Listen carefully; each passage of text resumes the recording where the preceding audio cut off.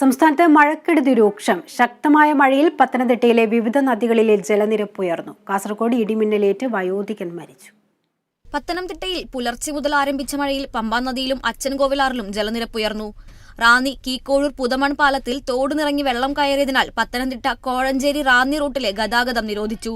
നദികളിലെ ജലനിരപ്പ് ഉയർന്നെങ്കിലും ആശങ്കപ്പെടേണ്ട സാഹചര്യമില്ലെന്ന് അധികൃതർ അറിയിച്ചു. തലസ്ഥാനത്ത് കനത്ത മഴയാണ് ഇന്നലെ മുതൽ അനുഭവപ്പെട്ടത്. തിരുവനന്തപുരം കണ്ണേറ്റുമുക്കിൽ വീടിന്റെ മേൽക്കൂര തകർന്നു വീണു. കണ്ണേറ്റുമുക്കിലെ ഗിരിജകുമാരിയുടെ വീടാണ് രാത്രി 12 മണിയോടെ തകർന്നു വീണത്. എറണാകുളം പുതുവൈപ്പ് ബീച്ചിൽ വെള്ളക്കെട്ടിൽ വീണ മത്സ്യത്തൊഴിലാളി മരിച്ചു. കൊടിക്കൽ സ്വദേശിയായ ദിലീപാണ് മരിച്ചത്. കാസർഗോഡ് വെള്ളൂരിൽ വയോധികൻ ഇടിമിന്നലേറ്റ് മരിച്ചു. ദേവരഗുത്തു തറവാട്ടിലെ ഗംഗാധര റേയാണ് മരിച്ചത്. കഴിഞ്ഞ ദിവസം രാത്രി വീട്ടിനകത്തിരിക്കുമ്പോഴാണ് ഗംഗാധര റേക്ക് ഇടിമിന്നലേറ്റത്. ഉടൻ തന്നെ ആശുപത്രിയിൽ എത്തിച്ചെങ്കിലും ജീവൻ രക്ഷിക്കാനായില്ല. അതേസമയം ബംഗാൾ ഉൾക്കടലിൽ രൂപപ്പെട്ട ന്യൂനമർദ്ദം അതിതീവ്ര ന്യൂനമർദ്ദമായി ശക്തി പ്രാപിച്ചതിനാൽ വരും ദിവസങ്ങളിലും മഴ തുടരും. 12 മണിക്കൂറിനുള്ളിൽ ന്യൂനമർദ്ദം വീണ്ടും ശക്തി പ്രാപിച്ച് ചുഴലിക്കാറ്റായി മാറാൻ സാധ്യതയുണ്ടെന്നും കാലാവസ്ഥാ വകുപ്പ് മുന്നറിയിപ്പ് നൽകി. വിവിധ ബ്യൂറോകൾക്കൊപ്പം news desk Kerala vision news.